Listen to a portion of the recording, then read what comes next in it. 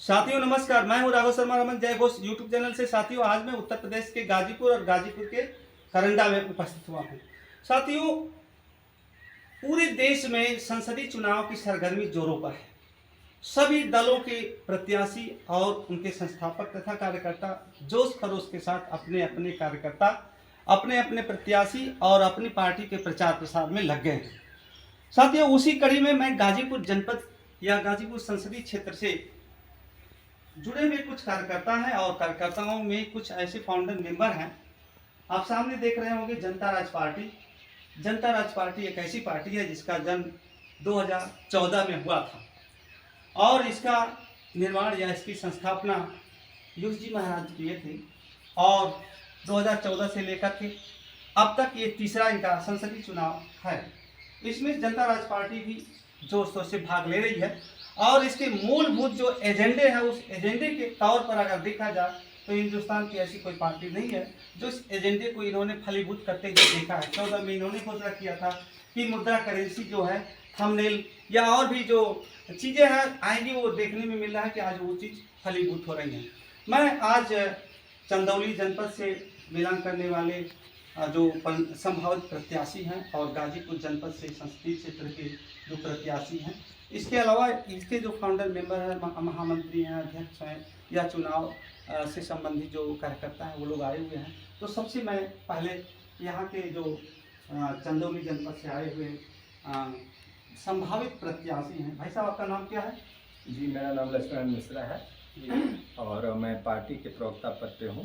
अच्छा, तो पहले सर्वप्रथम जयपुर के दर्शकों को मेरा नमस्कार। जी जी आपको भी मेरा नमस्कार।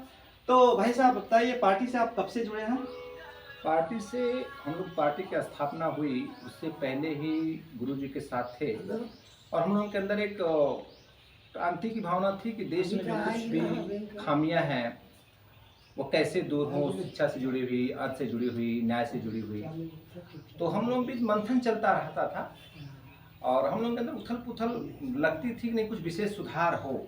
सबसे पहले आप बतावें कि आप किस प्रोफेशन से जुड़े हुए हैं? क्या पॉलिटिकल पर्सन पहले ही से थे या? जी नहीं, हम पॉलिटिकल पर्सन हम लोग नहीं थे जी। हम मान लीजिए कि एक किसान परिवार से बिलोंग करते हैं और मैं एक शिक्षक हूँ जी निजी विद्यालय में। तो 2014 में पार्टी की स्थापना हुई और तब से हम लोग पार्टी के साथ लगे हुए हैं जी। और हम लोग का ये मिशन था कि उद्देश्य था कि जैसे राजनीति शास्त्र में देखेंगे तो प्लेटो का एक सिद्धांत है जो बच्चे पढ़ते हैं और जानते होंगे, प्रत्यक्ष लोकतंत्र। ये जो लोकतंत्र है, प्रतिनिधि तंत्र, ये लोकतंत्र की एक अवधारणा तो है, लोकतंत्र की एक धारा तो है, क्योंकि जब तक उतनी व्यवस्थाएं या उतने संसाधन विकसित नहीं हो जाते हैं तब तक प्रतिनिधि तंत्र चलता है। लेकिन आज हम लोग देख रहे हैं कि तकनीकी हमारे पास बेहतर रूप में आ चुकी है, तो हम लोग लोकतंत्र के लिए भी तकनीक का प्रयोग क्यों न करें। खासतौर से इससे कानून बनाने का कार्य होता है। तो कानून बनाने का कार्य हमारे देश में डायरेक्ट डेमोक्रेसी नहीं है। ये जो पार्टी व्हिप है, ये लोग जो जनप्रतिनिधि हैं वो भी पार्टी व्हिप के चलते पार्टी के इसको को मानने के लिए बाध्य हो जाते हैं। वो जनता के भावनाओं के अनुसार अपना फैसला नहीं ले पाते हैं और आम जनता इसमें ठगी महसूस करती है। तो हमारे पास तकनीक हो गई है तो क्यों ना कानून बनाने से पहले जनता की भी राय ले ली जाए। जी जी मिश्रा जी, आप एक बात बताओ कि जो आपका पार्टी है जनता राज पार्टी, जी, जहाँ तक पार्टी के नामकरण का फलीभूत या उसका सार्थक प्रभाव जो होता है जनता राज पार्टी, इसका क्या मतलब है? देखिए नाम से स्पष्ट है कि जनता राज पार्टी, अगर पार्टी को हटा दे तो स्पष्ट जनता राज, नाम जिससे ही स्पष्ट हो जाता है कि जनता का राज्य हो। आज जनता का राज है, लोकतंत्र की संस्थाओं के माध्यम से है। लोग कहते हैं लोकतंत्र मर रहा है, लोकतंत्र मर रहा है। लोकतंत्र मर नहीं रहा है, लोकतंत्र सिकुड़ा हुआ है कुछ संस्थाओं के अधीन, और संस्थाएं जब काम नहीं करते तो लोगों को कहता है लोकतंत्र मर रहा है। लेकिन लोकतंत्र तो हमारे देश में लगभग जो हमारी पार्टी का जो सिद्धांत है उस हिसाब से तो मरा ही हुआ है, क्योंकि जनता की सीधी भागीदारी शासन के कानून बनाने में, शासन के क्रियान्वयन में और शासन पे, जैसे आज एक उदाहरण के लेकर कोई हमारा सांसद गलत कार्य करता है तो उसको रिकॉल करने की हमारे पास व्यवस्था नहीं, हम 5 साल के लिए उसको हम तरसते ही हैं। जी। और दूसरी चीज ये भी देखते हैं कि वो वोट मांगते हैं छोटी छोटी सुविधाओं के नाम पे और जाकर वो बना देते हैं कानून।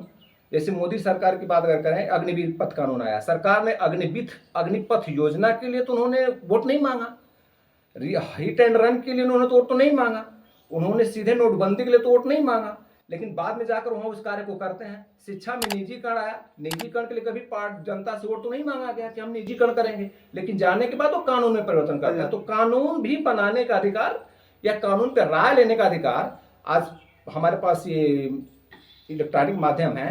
जनता की राय कुछ ही घंटे में पूरे दिल्ली तक पहुंच सकती है। मिश्रा जी एक बात बताएं, आप चंदौली जनपद से बिलोंग करते हैं जी। वहां पर 2 राउंड 14 से लेकर अब तक जी बीजेपी के एक कैडर जो है महेंद्रनाथ पांडे, डॉक्टर महेंद्रनाथ पांडे जी जो प्रदेश अध्यक्ष हुआ करते हैं बीजेपी के जी। और वहां पे सांसद रहे हैं, तो क्या इस बार लोग उनको वॉकआउट कर रहे हैं क्या, या लोगों का अविश्वास हुआ है क्या? जनता में जाने पर लोग कह रहे हैं कि नहीं कुछ नहीं काम किए हैं, निष्क्रिय हैं, या उनको हटा देना चाहिए, इनके जगह पर कोई नया प्रत्याशी आना चाहिए, या जनता राज पार्टी को ही आना चाहिए, ऐसी कुछ बातें हो रही क्या?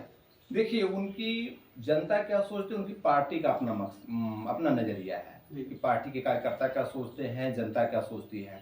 जनता हमेशा कुछ बदलाव चाहती है, जनता एक अच्छे भविष्य की कल्पना करती है, एक अच्छे भविष्य अपने जनप्रतिनिधि से उम्मीद करती है। अगर जनता की उम्मीदों पर अगर वो खरे उतरे होंगे तो जनता उनको पसंद करेगी, और अगर खरे नहीं उतरे होंगे, जनता अगर समझती है कि नहीं हमारे विश्वासों पर, हमारी अपेक्षाओं पर खरे नहीं उतरे हैं, तो उनको नकार देगी। अच्छा, तो ये बतावें कि जैसा कि उनका स्लोगन है कि सबका साथ सबका विकास, ये कहाँ तक सार्थक कर रहे हैं? देखिए, जनता राज पार्टी का जो पहला सिद्धांत है वो किसी एक पार्टी के खिलाफ है नहीं जी। हम लोगों का सिद्धांत है कि देश में भ्रष्टाचार, जो कमीशन खोरी है, रिश्वतखोरी है, मुनाफाखोरी है, और ये कानून बनाने का अधिकार है, और बढ़ती हुई अमीरों और गरीबों के बीच जो आर्थिक विषमता है, ये दिनों दिन अभी पढ़े होंगे कुछ दिन पहले कि अखबार में 3-4 दिन पहले का ये आया है कि देश के 1% अमीरों के पास देश की 40% संपत्ति थी, 40% संपत्ति हो गई है, और ये आंकड़ा 2014 के बाद तेजी से बढ़ा है। तो इसका मतलब ये है कि जब धन के जो संसाधन है किसी एक ग्रुप की ओर, एक वर्ग की ओर बढ़ते चले जा रहे हैं, तो जाहिर है कि किसी एक वर्ग के पास कम होते जा रहे होंगे। तो हमारी पार्टी का सिद्धांत है कि नहीं, विषमता इतनी नहीं होनी चाहिए। हमारी पार्टी का सिद्धांत है कि विषमता कम होनी चाहिए, और हमारी पार्टी का एक सिद्धांत है कि जो आर्थिक विषमता है वो देश का सबसे प्रतिभावान व्यक्ति यदि जितनी संपत्ति रखता है उसकी 20वां हिस्सा एक सबसे कम प्रतिभावान के पास भी होनी चाहिए। क्योंकि जब तक हम अमीरी रेखा के लिए कैपिंग नहीं बनाएंगे, अमीरी के लिए कैपिंग नहीं रखेंगे, तब तक हम गरीबी दूर नहीं कर सकते। लोहिया जी कहा करते थे कभी कि आसमान को थोड़ा नीचे कर दीजिए और जमीन को थोड़ा ऊपर कर दीजिए, तभी आर्थिक विषमता कम हो पाएगी और समाज अपनी बुनियादी सुविधाओं के लिए तरसेगा नहीं। मतलब एक समर समाज की मिश्रा जी हम जो संभावित चंदौली के संसदीय क्षेत्र के प्रत्याशी हैं जनता राज पार्टी के, और हमारे सामने एक भाई साहब हैं जो इस पार्टी के गठन में अहम भूमिका निभाते हैं, और आपका नाम क्या है? चंचल खरवार। चंचल खरवार जी, आप भी चंदौली से बिलोंग करते हैं? जी हाँ सर। अच्छा, तो किस पद पे हैं जनता राज पार्टी में? मैं जनता राज पार्टी का राष्ट्रीय अध्यक्ष हूँ। अच्छा, तो आपकी भी कुछ नैतिक जिम्मेदारियां हैं? हाँ जरूर, नैतिक जिम्मेदारियों का बोध है, तभी तो हम समाज के लिए। आपकी पार्टी का मूल एजेंडा क्या है?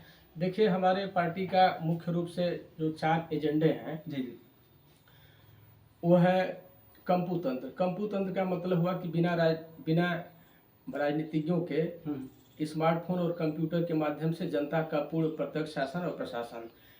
इसका मतलब ये हुआ कि जब यह व्यवस्था है जिसको हम लोग लोकतांत्रिक व्यवस्था कहते हैं, हालांकि मुख्य रूप से तो प्रतिनिधि वाली व्यवस्था है, लोकतांत्रिक व्यवस्था तो है नहीं, और इसलिए भी नहीं है कि जब कानून के बनाने में, बिगाड़ने में या संशोधन करने में जनता की कहीं स्वीकृति नहीं ली जाती है, जनता के प्रतिनिधियों की ही चलती है। तो जैसा कि हमारे मिश्रा जी ने बताया कि राजनीतिज्ञों के एजेंडे तो कुछ और होते हैं, जो प्रत्याशी होते हैं, लेकिन जा कर के वे अपना मनमानी करते हैं। तो हम लोग इस व्यवस्था को लोकतांत्रिक व्यवस्था नहीं मानते हैं, इसमें हम लोग परिवर्तन चाहते हैं। जी। और इस तरह का परिवर्तन चाहते हैं कि आज हमारे पास टेक्नोलॉजी इतनी विकसित हो चुकी है कि टेक्नोलॉजी का प्रयोग करके जनता सीधे कानून चुन सकती है, या देश का, राष्ट्र का कोई भी नागरिक कानून का प्रस्ताव ला सकता है। अगर उसे बहुमत मिला 50% या 50% से अधिक, तो अधिक कानून होगा।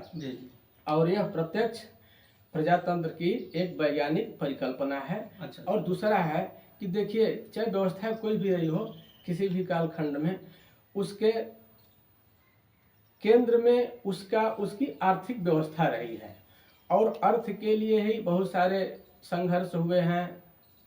भ्रष्टाचार, कमीशन खोरी, हिंसा खोरी अर्थ के लिए ही होते हैं। तो हमारी जो इस जनता राज पार्टी का आर्थिक दर्शन है, इसका मानना है कि देखिए आज राष्ट्र जो है ये महंगाई का रोना रो रहा है, बेरोजगारी का रोना रो रहा है, लेकिन हमारा मानना है कि ये महंगाई नहीं है, गरीबी है। गरीबी की वजह से चीज़ें महंगा लगती हैं, क्योंकि जो बहुत अमीर हो चुके हैं वे तो कहीं महंगाई का रोना रोते नहीं हैं। कहीं आप बीजेपी की भाषा तो नहीं बोल रहे हैं? नहीं, मैं बीजेपी की भाषा नहीं बोल रहा हूँ। ये हमारी जो जनता राज पार्टी का जो अपनी फिलॉसफी है, जी हम उसका रिप्रेजेंट। आपका मानना है गरीबी बढ़ी है, महंगाई नहीं बढ़ी है?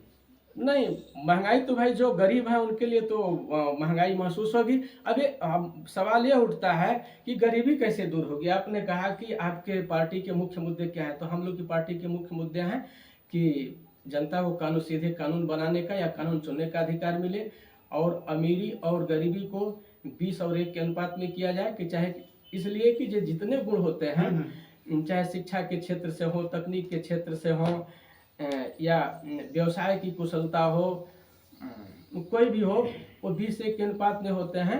तो आय और संपत्ति भी 1 और 20 के अनुपात में होनी चाहिए। और दूसरी बात ये कि गरीबी दूर ऐसे नहीं होगी कि थोड़ा सा कुछ अनुदान वगैरह दे दिया जाए। जैसे किसानों के लिए ये 6,000 रुपया किसान आता है, किसान सम्मान निधि योजना, प्रधानमंत्री किसान निधि आता है। मजदूरों के लिए तो कुछ व्यवस्था नहीं है। और राष्ट्र की जितनी संपत्ति है, जैसे कोयला हुआ, लोहा है, सोना है, पेट्रोलियम है, और भी ये वन संपदा है, पहाड़ संपदा है, खनिज संपदा है, जितने भी तरह की राष्ट्र की संपत्ति है उसमें पूरे राष्ट्र के एक नागरिक का अधिकार है, न कि किसी ठेकेदार का अधिकार है और किसी राजनीतिक पार्टी का अधिकार है। उस राष्ट्र की संपत्ति में जब तक एक व्यक्ति की भागीदारी, हिस्सेदारी नहीं होगी, तब तक गरीबी दूर नहीं होगी। चलिए, अभी चंचल जी से हम बात कर रहे थे। इन्होंने आर्थिक जो समरसता है या अर्थ पर किसका अधिकार होना चाहिए और गरीबी महंगाई में क्या अंतर है, उस पर इन्होंने बहुत अच्छा एक सूक्ष्म विचार